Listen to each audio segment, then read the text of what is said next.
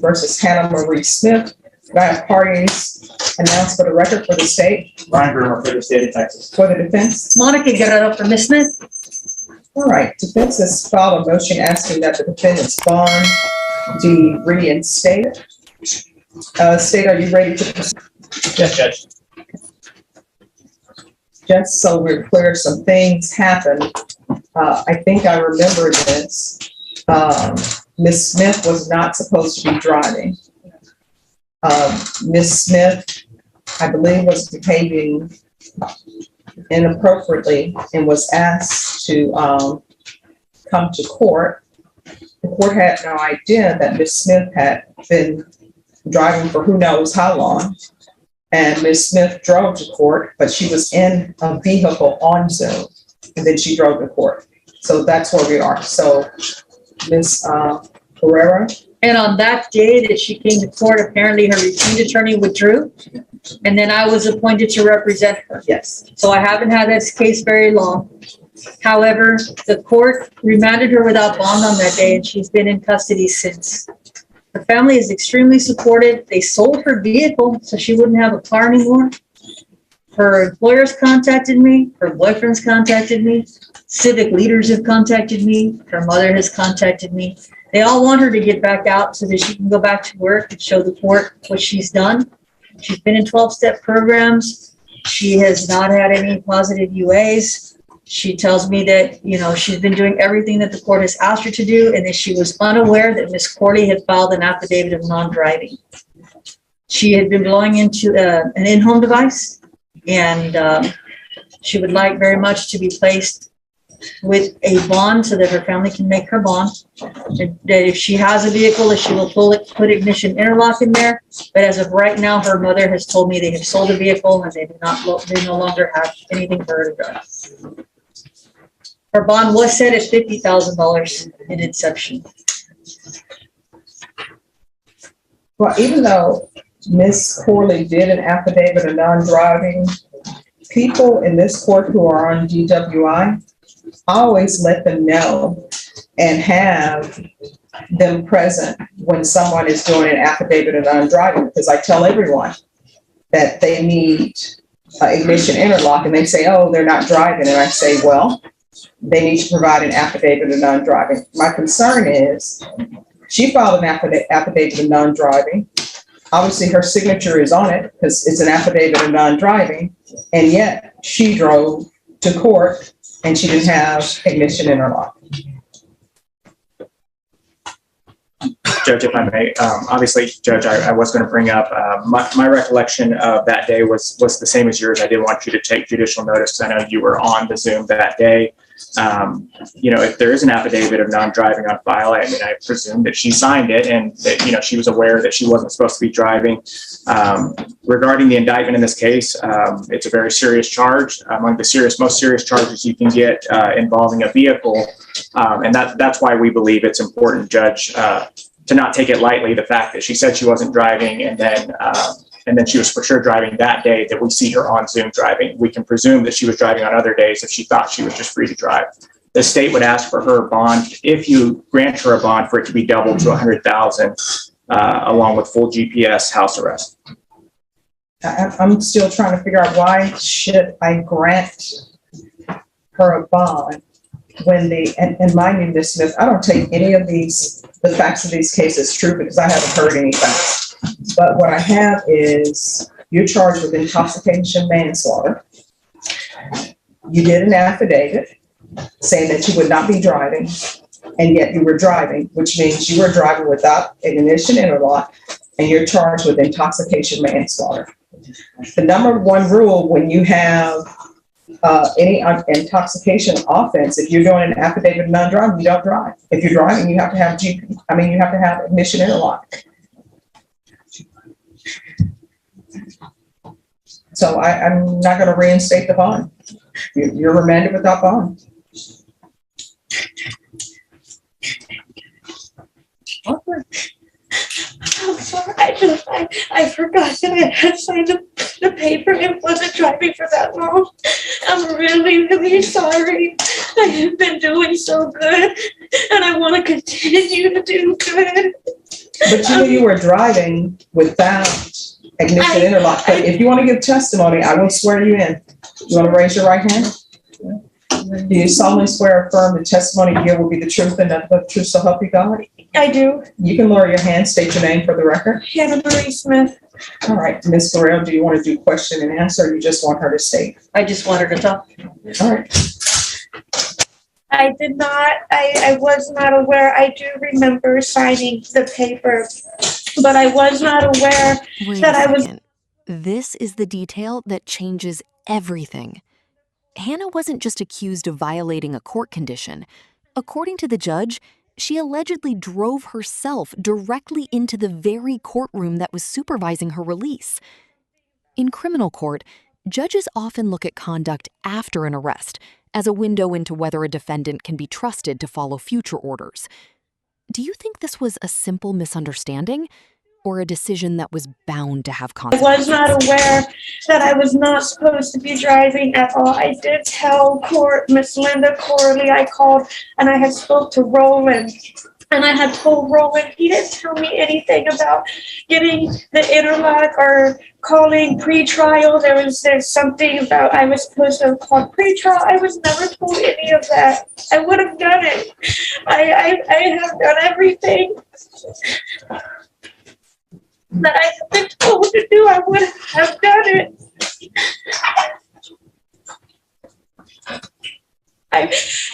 I'm in IOP, I'm in precision recovery. I went through an inpatient program. I have a sponsor. I work the 12-step program. I go to AA meetings. I go to see Rick Green regularly Tuesday and Thursday night. I fully participate. I'm gone back on my mental health medication. Being in the IOP program has put me, I have found out that I have hyperthyroid and Graves' disease, which I wasn't aware of until I had gone into the IOP program. I mentally and physically, everything about me has gotten so much better. This past year and a half, I'm really sorry. The car is gone. You can take my license. You can revoke my license. You can do whatever. I'm not going to drive anymore. I take the bus. I'm trying. I tried really hard for a whole year. I'm sorry.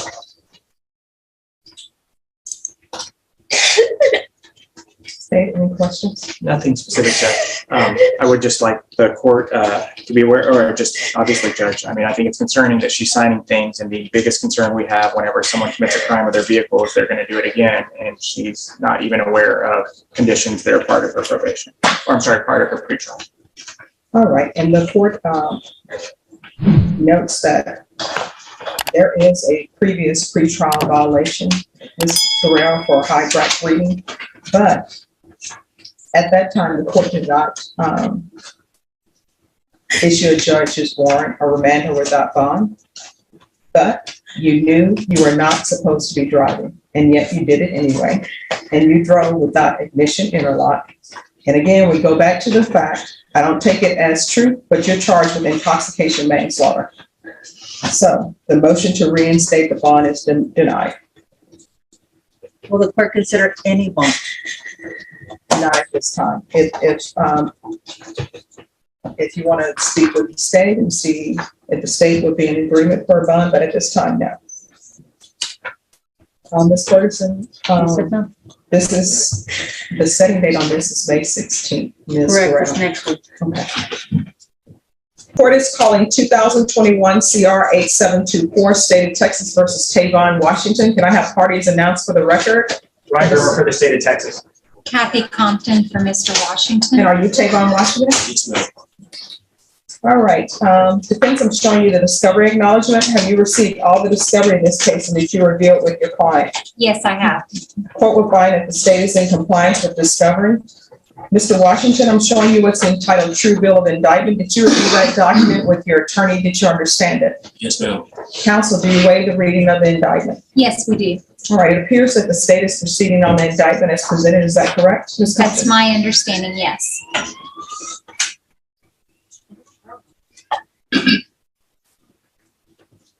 Yeah, that's a phone.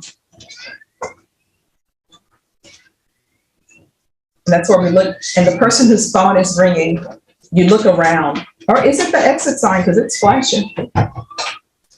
Deputy Laura, is there is not. Okay, I'm being told that is not an emergency. Oh, where's the influencer going? Mr. Stevenson? Your Honor. Your client has left the building.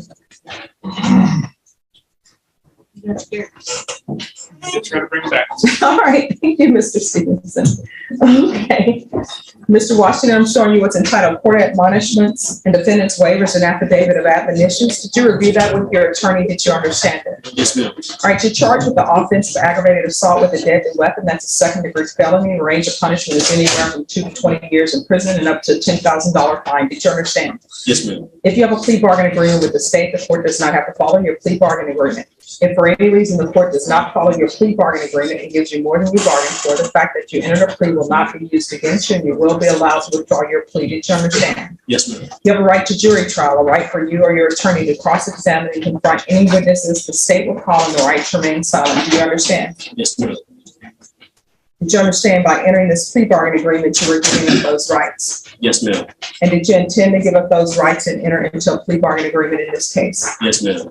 Counsel, has your client been able to provide you with any defenses to this offense? Yes, he has. Do you believe he has a rational as well as a factual understanding of the charges against him? Absolutely, yes. Do you believe he's currently competent and was legally sane at the time of the offense? Yes, I do. Mr. Washington, has anyone threatened you, coerced you, or placed you in fear to get you to enter this plea? No, ma'am. Has anyone promised you anything other than the plea bargain agreement to get you to enter this plea? No, ma'am. Are you satisfied with the way you've been represented? Yes, ma'am. Are you a U.S. citizen? Yes, ma'am. Court will find that the defendant has knowingly and voluntarily waived his right to jury trial. Showing you the plea bargain page. Did you review that page with your attorney? Did you understand it? Yes, ma'am. According to the plea bargain agreement, punishments be assessed at 2 years in the prison. There's a $500 fine, affirmative finding of deadly weapon, and no applications. Did you understand that to be the plea bargain agreement? Yes, ma'am. Defense is at the plea bargain agreement. It is, Your Honor. State is at the plea bargain agreement. It is, Judge. Next, I'm showing you the paragraph entitled waiver of appeal paragraph. Did you review that paragraph with your attorney? Did you understand it? And did you electronically sign it in both places? Yes, ma'am. Or sign it in both places? Did you understand by signing that you're waiving your right to appeal? The only items that can be appealed are written pretrial motions that have been filed, heard, and ruled upon by the court. Did you understand? Yes, ma'am. Counsel, have there been any such motions? No, Your Honor. Then to the offense as charged in the indictment, how do you plead? Guilty, not guilty, or no contest? No contest. State any evidence to support the plea. Yes, Judge. David offered state's exhibit number 1. Any objections? No objection. Mr. Washington, I'm showing you what's entitled waiver and consent to stipulation of testimony and stipulations. Did you review that document with your attorney? Did you understand it? And did you sign it in all the appropriate places? Yes, ma'am. Again, did you understand you have a right to jury trial, a right for you or your attorney to cross-examine and confront any witnesses the state will call, and the right to remain silent? Yes, ma'am. Did you understand that today the state will be presenting evidence in the form of witnesses' statements and police reports, but most importantly, there will be no live testimony? Did you understand? Yes, ma'am. Court will find that defendant has knowingly and voluntarily waived and consented to stipulation, testimony, and stipulations. Court will accept into evidence states exhibits 1 and attachments and review the same.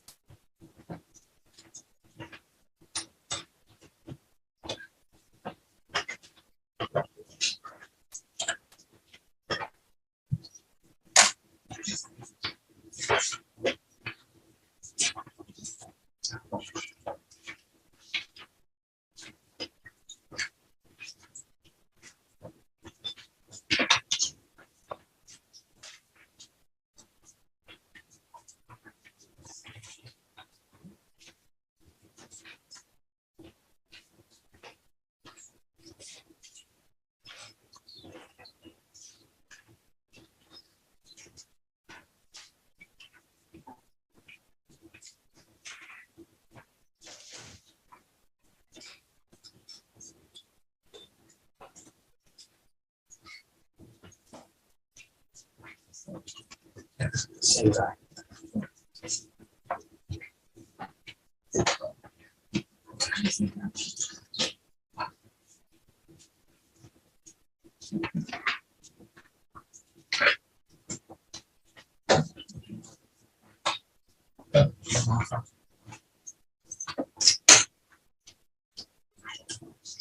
All right, after reviewing states exhibits one and attachments, the court will find there is sufficient evidence to find you guilty. Court will find you guilty. Are we proceeding with sentencing? We're asking to do that, Your Honor. Anything you wish to say on behalf of your client? I would just ask the court to follow the plea bargain agreement. Okay, what happened? Probably about the worst day of his life. I think it was just a lot of things that with Tavon that kind of just came to a terrible head that day. And he's very remorseful. He wants to just move on and put this behind him. He's never been in any serious trouble before now, although the conduct itself obviously was very, very serious. He has spent enough time now in jail to where I believe that he just wants to be able to move on and live his better life. And I don't think you will ever see him here again. I think that he will be finished with this and move on to be a very productive person in society. He's a very intelligent young man.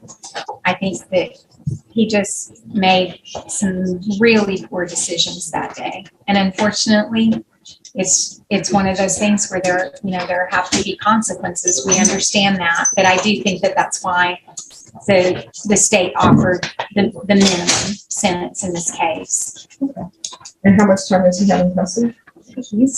How much time do you have? 11 months. Yeah. So he's well on his way to finishing.